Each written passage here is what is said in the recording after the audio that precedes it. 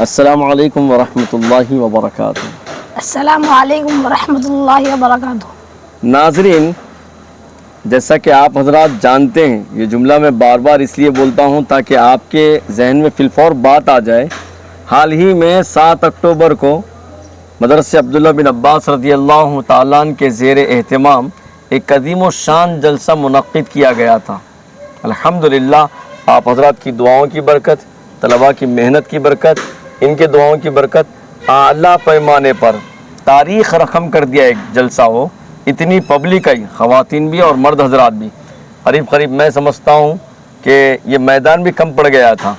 تو بہرحال اس جلسے میں ہماری ریاست کے وزیر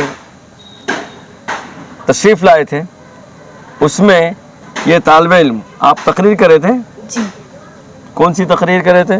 تیلگو تقریر کرے تھے جی۔ تو آپ کی تقریر پر وہ ریاست کے وزیر جانے لگے، لیکن جیسے ان کی آواز شروع ہوئی تو وہ تھوڑی سی دیر ٹھہر گئے۔ میں ان کے ساتھ میں تھا، پھر وہ اپنی چیئر منگائے اور وہاں پر بیٹھ گئے۔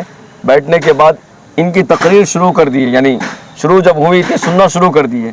پھر اس کے بعد کیا کریں؟ سن کر بلایا آپ کو؟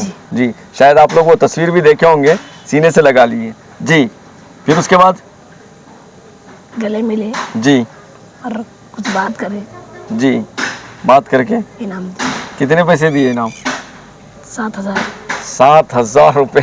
ساتھ میں رہنے والے جتنے بھی ہیں وہ سب بتلا رہے تھے کہ بہت کم جگہ ایسا ہے جہاں پر ریاست کے وزیر جو ہے پیسے نکال کر نیٹ کیش دیتے ہوں، لیکن ان کے الفاظ اور ان کے یہ جملے اور ان کی تقریر کا انداز اتنا دل کو لبھا گیا۔ سوشل میڈیا پر وہ تقریر ہے، انٹرنیٹ پر ہے، آپ دیکھیے کہ جتنی ساری عوام آئی تھی وہ سب متاثر ہوئی اور ریاست کے وزیر بھی متاثر ہوئے اور فی الفور نکال کے انعام سے نواز دیے۔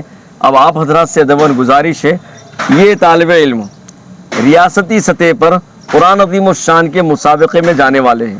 ان کے لیے دعا کریے کہ اللہ تعالیٰ ان کو اعلیٰ پیمانے پر مزید ترقیات سے نوازے اور کامیابی عطا فرمائے۔ ان کے اساتذہ کے لیے، خاص طور سے کیمرامین کے لیے اور مدرسے عبداللہ بن عباس رضی اللہ تعالیٰ عنہ کے لیے، جو الحمدللہ آپ کے تعاون سے اور دعاؤں کی برکت سے اللہ کا فضل و کرم ہے، ترقی کی طرف اپنی ترقی کی راہ کو آگے لے کر چلتے ہوئے جا رہا ہے۔